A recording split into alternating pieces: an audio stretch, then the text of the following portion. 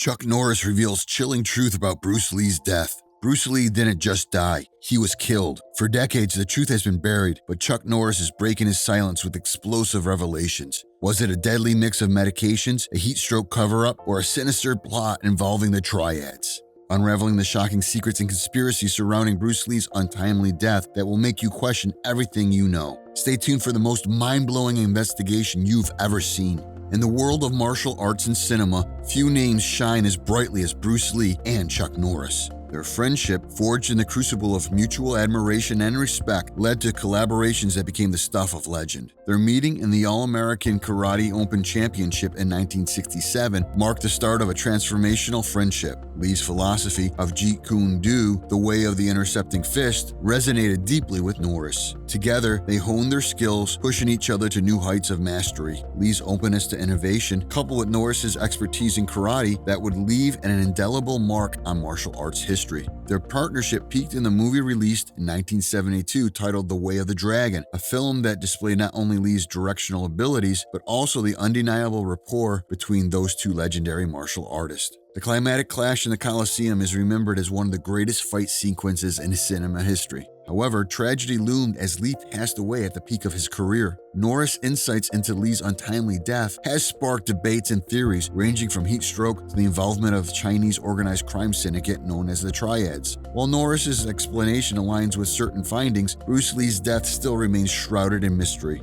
Many theories claim that Lee died because of cerebral edema, although there are several other claims surrounding the mysterious passing of the martial arts legend. After 50 long years of his demise, we have not been able to reach an emotional closure about his death. It seems his close friend had the answers all along only and has stepped forward to reveal the truth. Back in 2018, martial arts champion Chuck Norris came forward in an interview with MMA Imports to clear the air about Lee's death. When he was asked about his opinion on Lee's demise, Chuck disclosed a very shocking revelation. He started by talking about a girl named Betty, who was working alongside Lee in Hong Kong for their upcoming movie. Chuck further added to the throwback by saying Lee got a severe headache, so Betty gave him some antibiotics for the headache. According to Chuck, the painkillers caused a reaction in Lee's body. Apparently, Lee had been taking some medications to relieve his back pain from the time he sustained a spinal injury. Chuck further elaborated that the medicine Lee had taken for his back and the additional antibiotics he took to relieve his headache reacted together and made his brain swell up, creating an aneurysm that led to the rupturing of blood cells in his brain.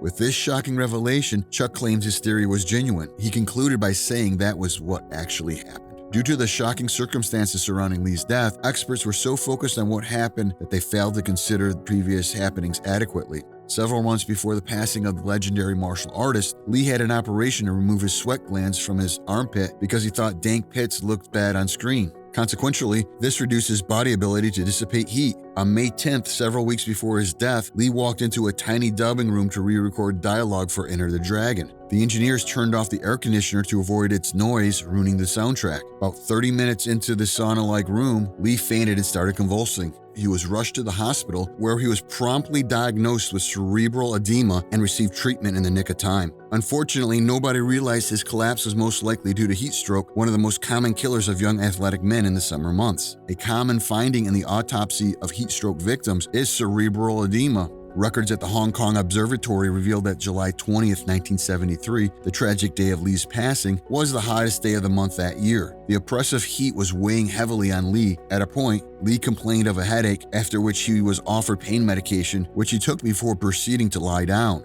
But unlike the May 10th incident, no one suspected anything was wrong, and he died before anyone could get him to a hospital for prompt treatment like the last time. Putting all these facts together, it is not so surprising some people believe the legendary martial artist died of heat stroke. There's also a rumor that Lee's death was caused by a prostitute whom he had gotten violent. The rumor claimed that Lee was under the influence of a strong aphrodisiac that caused him to lose control. The prostitute then killed him in self-defense. This is another woman-related claim surrounding Lee's death. Another common opinion people have about the death of Bruce Lee is that he was killed by none other than his alleged mistress, Betty Tang Pei. Since he was with Taiwanese actress Betty Tang Pei on the day of his death, reports of his death were altered to initially discourage rumors of infidelity. But after the truth came out, reports that Betty had potentially poisoned him began to circulate online. Betty, being the last person to have attended to Lee, having given him medication to relieve his headache before his demise, was suspected of foul play. The celebrity martial arts fans just could not believe the news. Some fans claimed that Betty was working for a secret society that wanted Lee dead, thus she poisoned him on purpose, giving him a fatal dose of aquagesic.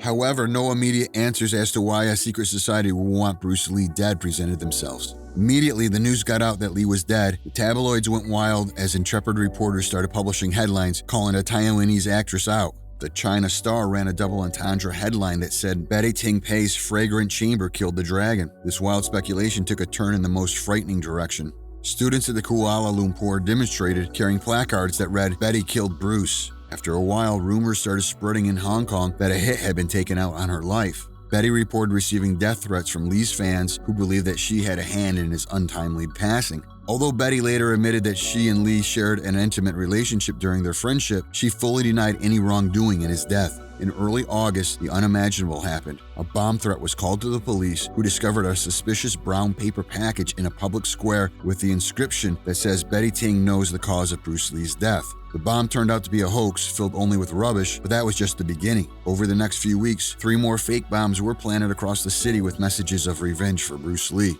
The British colonial government could safely ignore a celebrity scandal, but bomb threats were something else entirely. The increasing appearance of bomb threats upended the peace of the society, and the government could not just stand still and watch the menace continue. To restore confidence and infuse peace back to the public, the government ordered a full-scale inquest into Bruce Lee's death. However, there was a problem. None of the experts could agree on why Lee died. The autopsy had revealed the medical reason behind Lee's death, which was cerebral edema, but the coroner had no idea what had caused it. 2 of Bruce Lee's doctors blamed the hash he had consumed that afternoon, but the idea was quickly dismissed since it was scientifically impossible for cannabis to cause cerebral edema. With the investigation hitting a standstill, the government flew in experts from London who offered a novel hypothesis that a severe reaction to aspirin or anaphylactic shock might have triggered the swelling of the brain. Without any better options to throw on the table, the government accepted this conclusion and tried to move on. But Lee's fans were unyielding. They had held on to the fact that Lee was a hardcore martial artist who had taken aspirin most of his adult life without any major side effects. Following the rumors speculating that Betty Ting Pei intentionally murdered Bruce Lee with unknown motives, some alleged that she was a willing assassin for the Triads, a group of notorious gangsters. Lee had a history with the Triads, having supposedly beaten up the son of a local gang leader in one of his many street fights. One conspiracy theory claimed that since Lee refused to pay Hong Kong Triads some protection money on his film sets, they ordered him killed. Others said it was the mainland Chinese gangs that wanted Lee out of the way.